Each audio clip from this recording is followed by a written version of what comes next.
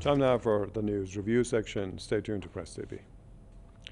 Albanian police have defended the Tuesday raid on a camp of the anti-Iran MEK terrorist group near the capital Tirana. The head of the national police said that the group was involved in illegal activities in the camp in the Albanian capital. Mohammed Rumbaluka said that police tried to seize computer devices at the camp, but the MEK members blocked the officers and resorted to violence. He said police forces fell victim to the MEK's violence as its members clashed with the officers. The Albanian Interior Minister also castigated the episode involving violence against the police. The violent reaction of the MKO members towards Albanian police was unbelievable. Based on clear evidence, the Albanian Special Anti-Corruption Court ordered a control and inspection of the camp in Manze. The police were enforcing a court order to seize devices and equipment inside the compound because the special prosecution had reasonable doubts. The minister called the MEK's behavior intolerable, dismissing allegations that officers use excessive force against the group. The MEK saying that one of its members died and dozens more injured in the clashes, but police saying no members were hurt by their officers. Albanian police also released drone footage of the camp just minutes before the raid, and the footage shows that the members were burning what appeared to be documents. Now, Iran has reacted, expressing hope that Albania would make up for its mistakes in hosting the terrorist group. Also, the U.S. State Department saying that Washington backs the Albanian government's right to investigate any potential illegal activities within its territory. In 2012, the U.S. took off the MEK or MKO from its terror list as part of its support for the group. Let me invite a couple of guests to discuss this a bit and shed some more light on it. So Paul Foote, an academic and commentator, who's joining me from Irvine, California.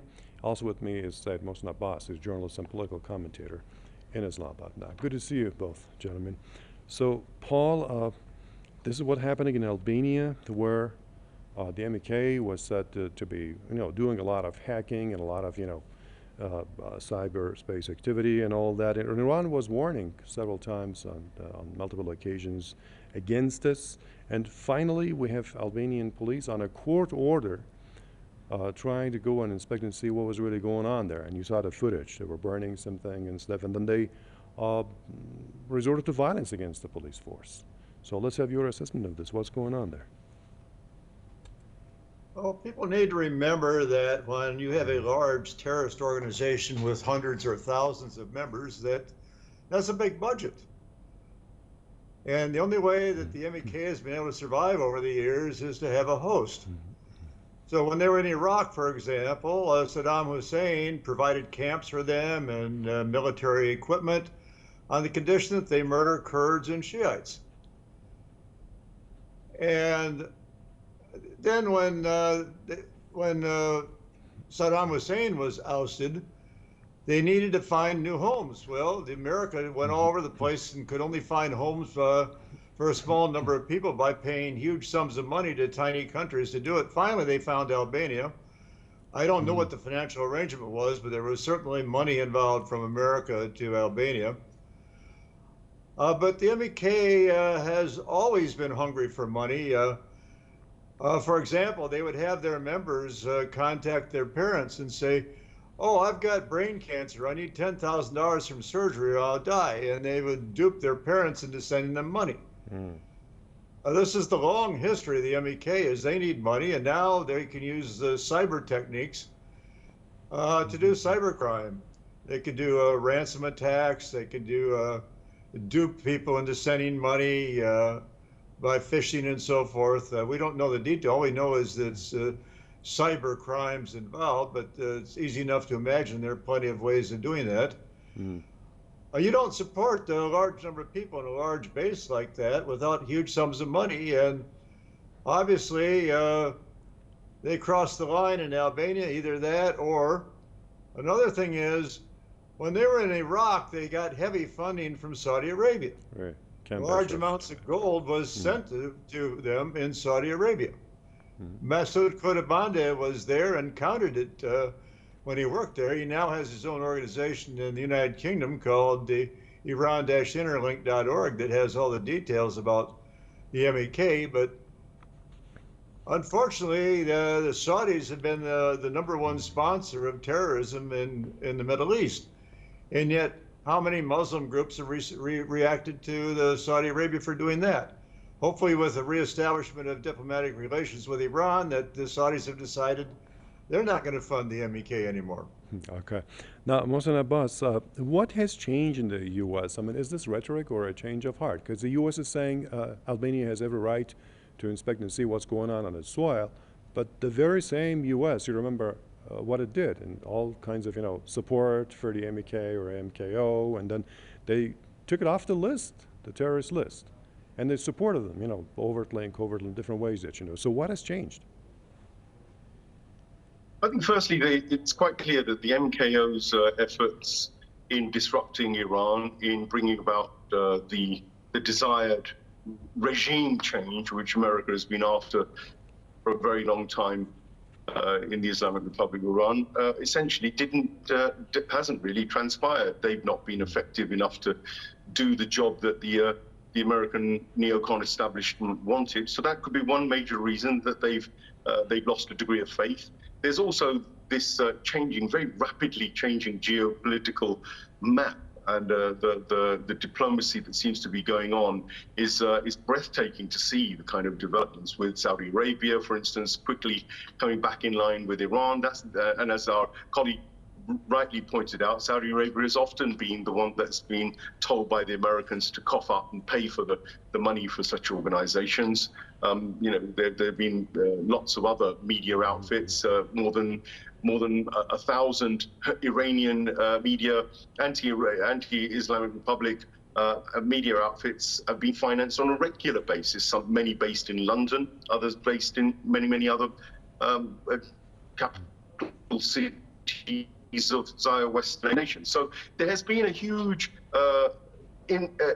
investment in trying to use cyber warfare, using color revolutions, using all sorts of other techniques to try and disrupt Iran and to bring down the government. They failed. The MKO's on the ground efforts in the last particular effort could have been a backbreaker, because actually they may have been promising the earth and actually delivered at the end peanuts, because the Islamic Republic was able to resist the efforts largely, I would say, led by MKO-related groups inside Iran. So there could be a genuine recognition amongst the Americans that the MKO isn't as effective as it could be.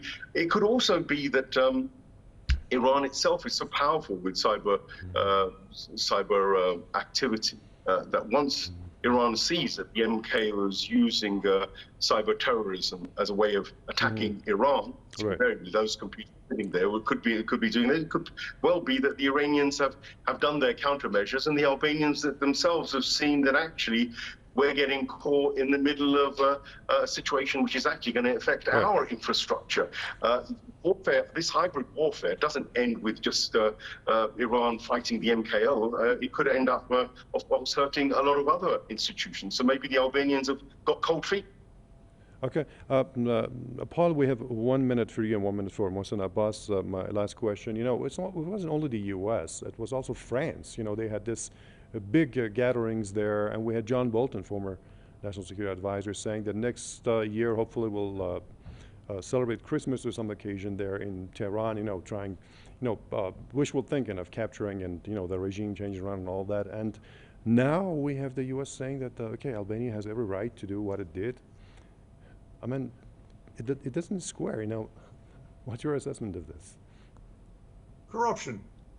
As you noted, huge numbers of North American politicians and European politicians have gone for years to these MEK gatherings, and they've been rewarded with large gifts and money for doing it.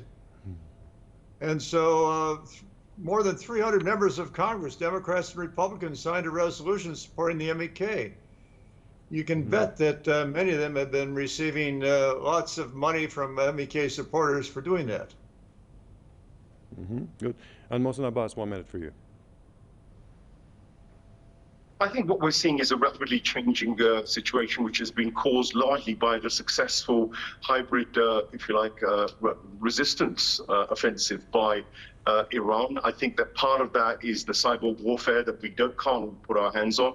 I think we're seeing that the Americans are recognizing increasingly that they don't, their policies have failed. I think we're seeing increasing support from China and Russia within the entire Eurasian axis. I think increasingly what we're seeing is the receding of Anglo-Zionist American power within West Asia.